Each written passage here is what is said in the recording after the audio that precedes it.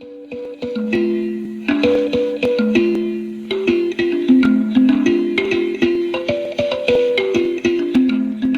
morning, everyone. Welcome to the Dawn Patrol. I'm Cliff Krieger, your host. After a long exile in Florida, we have our co host back, George Zaroulis, and we have Mike Smith has run away to Florida because of politics in New York State. So, we're hoping Fru's going to show, but I haven't heard from him. And on this day in history, Fru shows up. Hi, Fru. Good morning, George. Good morning, George. Good morning, Mike. In 19 and in 1967, Carl Stokes is elected mayor of Cleveland, Ohio, becoming the first African American mayor of a major American city. That's pretty good. And hey, Fru, you got any more to report on your trip to South Africa? Yes, I have a video from John, but if you could permit me while John looks at the video, I would like to say that while you are watching the video, uh, just imagine, just think of it in the sense that if the Western world could really portray Africa as they are portraying all the other continents, it's really a conspiracy from the Western world just to label Africa and portray only anything that is coming dark out of Africa. But the richest from the Western world and the Asia also, they go to Africa and enjoy the best life. But unfortunately, the images that they show on TV are just abysmal and sad. And this is a deliberate attempt. And sometimes you really ask if anyone from the Western world has traveled to Africa and watched the news media, do they really think that they are feeding the Western, those who don't travel, enough information, or what? Ignorance is not an excuse, because if you watch the TV and see some of these images that they bring kids who have flies on their nose go to suburbs. Last time, Cliff, you talked about Salma and all these other backward places in this country. They don't project that. What you are about to see, you will see South Africa from the eyes of an African as well, which when I came back, I was very, very disappointed when you watch the Western media about Africa. Cliff, you have traveled. When you watch what the media portrays, it just goes to show that he who writes or he who tells your history is always glorified. I think Africans should start also telling their own history. They have the media. Unfortunately, you go to Africa, most of the images that they carry are glorious images of the West, but you come to the West, the reverse is true. And there is one thing which actually made me feel so humbled when I went to South Africa. As an African, the African culture is so unique and humble and welcoming, in the sense that if you are very traditional and cultural, you can see how Africans speak to each other and to everyone. When I bought something from this lady from Uganda. Uganda is on the east of Africa. I am from the west of Africa. As she was presenting it to me, she had, Cliff, this is what she did. She did this. She supported her right hand before she gave me the gift. That in African culture is humility and respect in talking to me. So I observed that, and that is what they do in my own culture. I asked her, why did you support your right hand before you hand that to me? She said, that's a sign of greeting, respect, and humility to you. And then I told her that in my culture, that's the same way we do. She said, my brother. So, if you don't know the culture and know how people communicate, you would think that she's primitive or she's stupid. And some Africans who do not respect their culture, they will look at her as if she's stupid. but she is just extending the humanity and the compassion that exists within the culture. So I'm just saying that there is a lot that if you don't understand, it's not good to misinterpret and see judge people's acts somewhere. So John, There are those little things that are very important to a culture that we may not pick up on. In Thailand, you have to be careful how you sit because you don't want to show the bottom of your foot to another person. That's considered bad.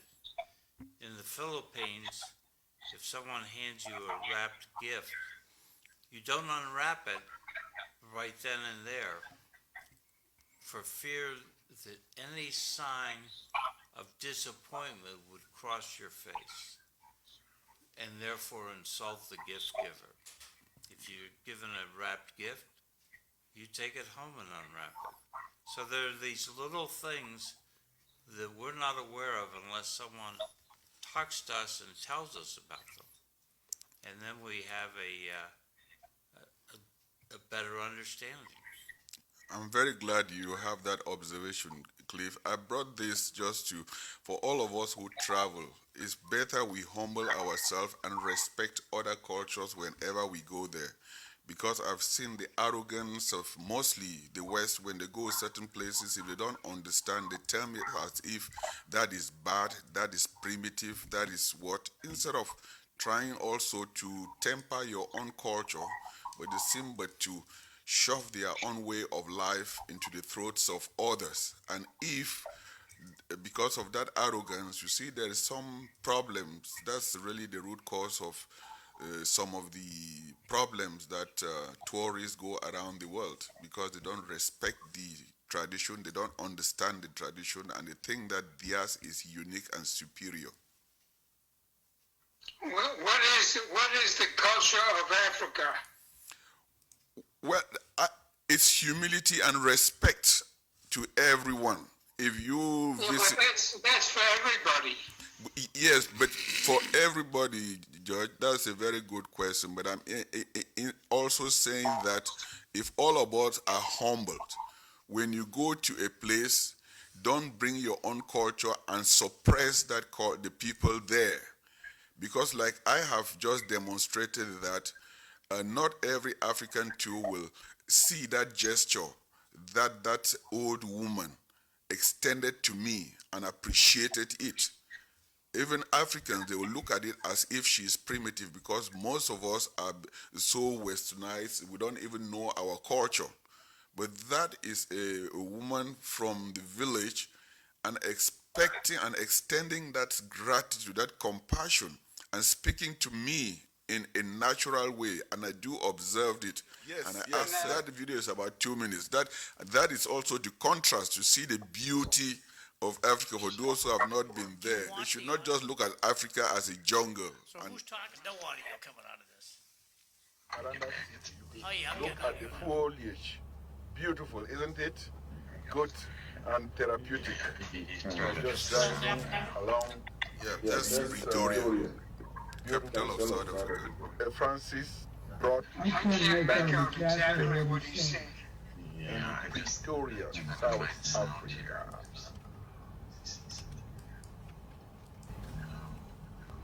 Just driving past U.S. Embassy in South I'm Africa. not sure where your sound is on here, John. George.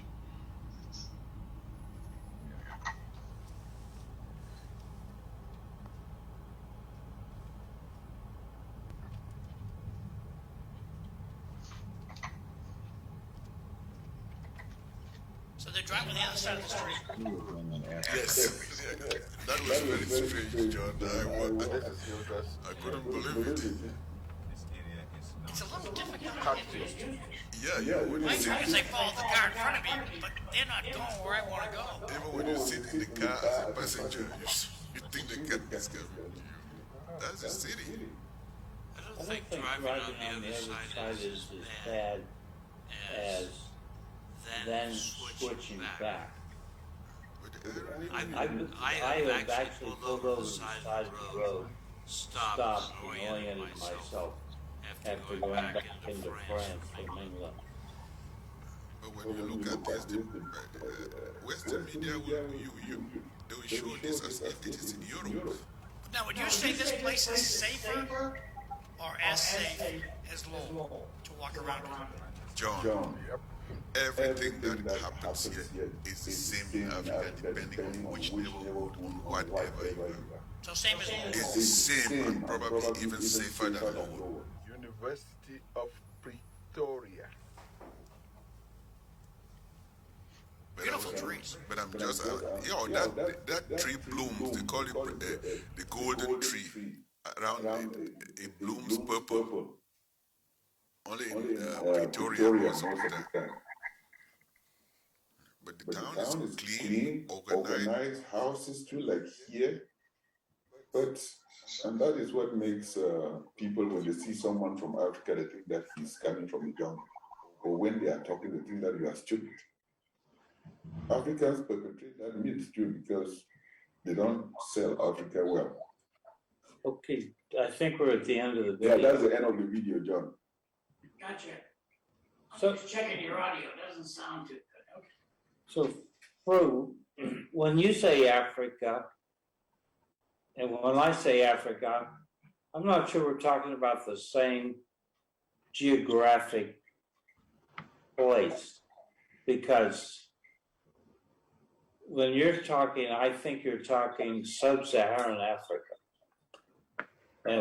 But to me, there's all that, the Maghreb area, the part of Africa that's on the Mediterranean. Do people from sub-Saharan Africa think of Algeria, Tunisia, Libya, Egypt as part of Africa? Morocco, I guess. Or is that considered sort of as a subset? Well, that's a very good question, Cliff. The only way I can answer that question is the Western world. They think of Africa differently. When we think of Africa in terms of the continent, is that landmass. Whether you are from North Africa, you are from South Africa, if there are 7 continents, Africa is a continent. Just because the people up north are fairer in skin, it doesn't exclude them from being African.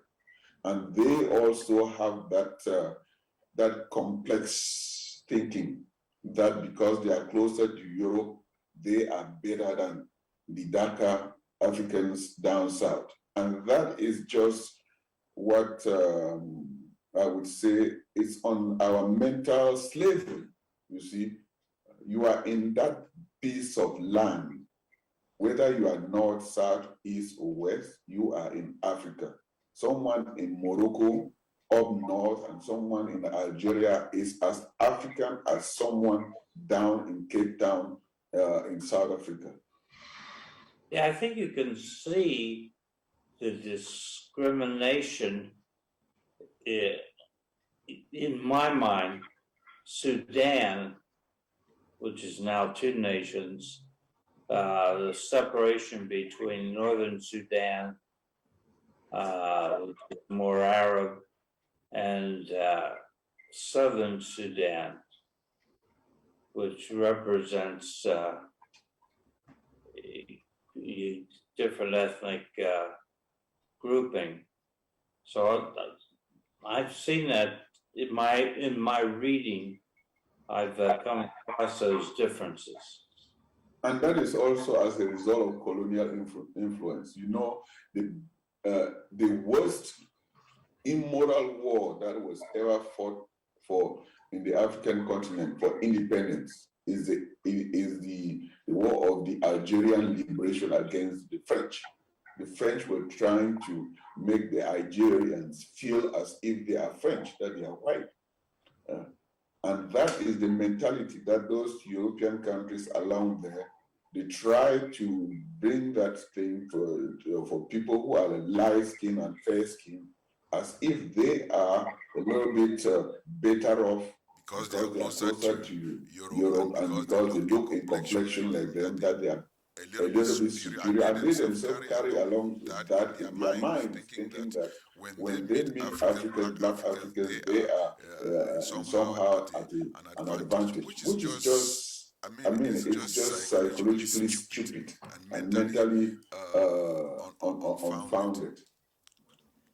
Yeah, now when you say colonialism, in my mind, that has to include the Arab colonialization of certain nations in Africa too, dating back 1,200 years. Even recently, those along, you put your finger there, I've read and I've been told, I learned that the North African countries, before they migrate also, they have the Arab League. Yeah. They form part of the Arab League because there's oil and everything. They form their own league there, and those sometimes they come across as they belong to the Arab League than to Africa. And sometimes when they go to the UN, it depends. If they want the support from Black Africa, they say they are Africans.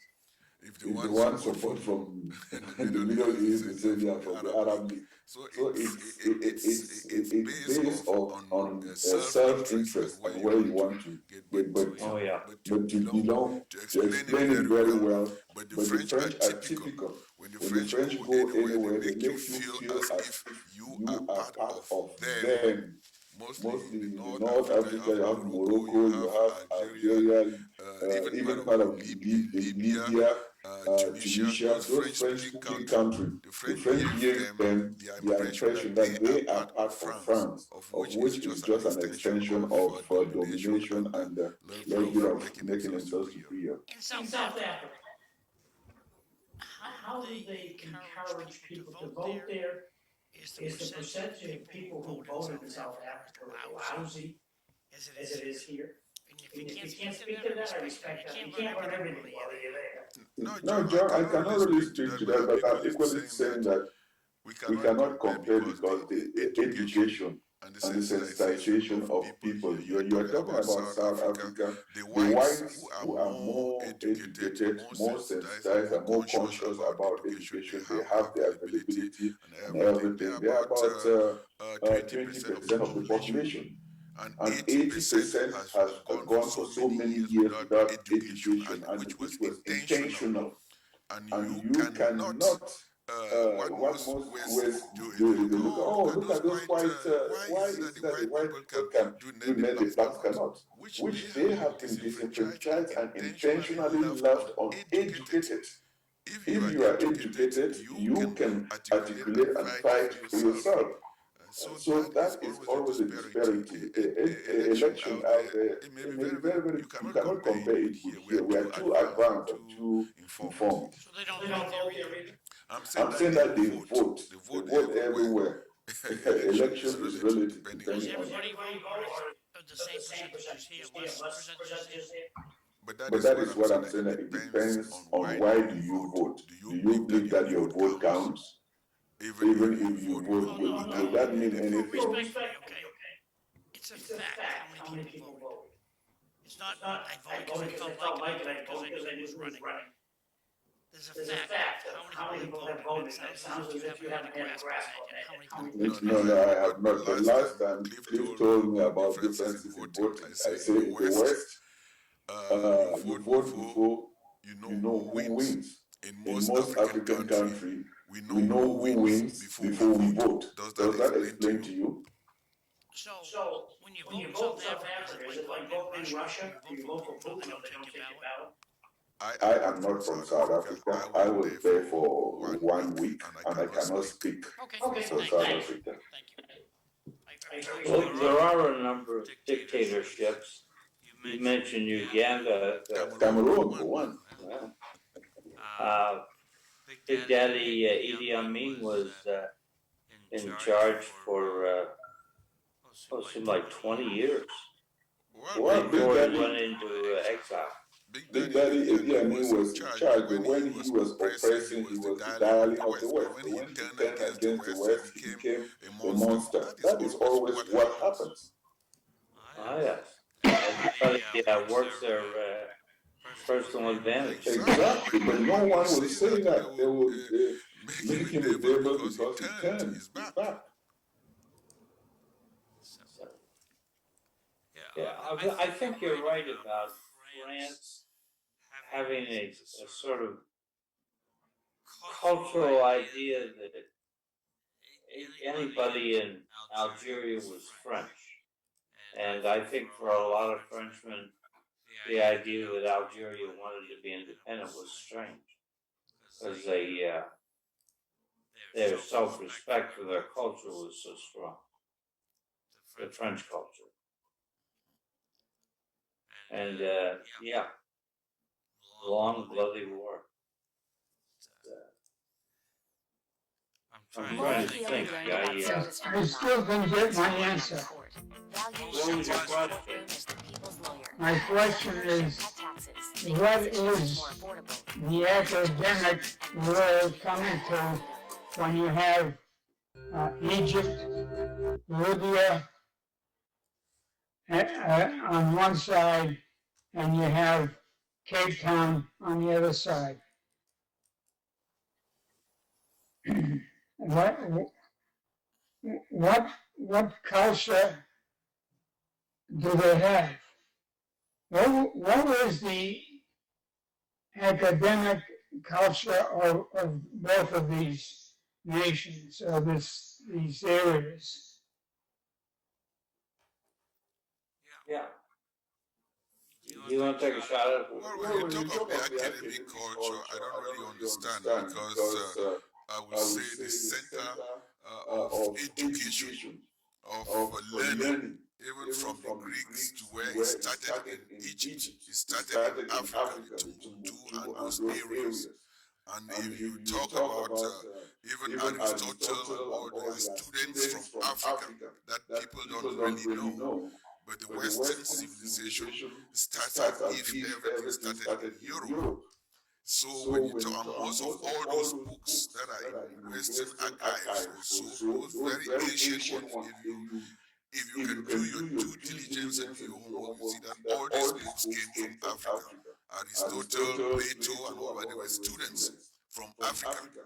That's where they got their ideas, but no one will say that. So when you talk about from Egypt to South Africa, I mean these are unfortunately from my limited exposure. African history was handed down orally.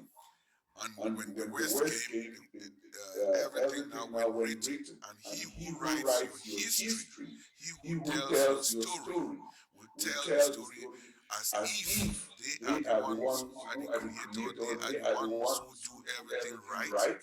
But that is the myth about African history, which you cannot really get the truth of it, because it is not written by Africa. What we have on records now is not African history. Most of African history was destroyed when they conquisted they went to Africa and saw how advanced and how developed they were.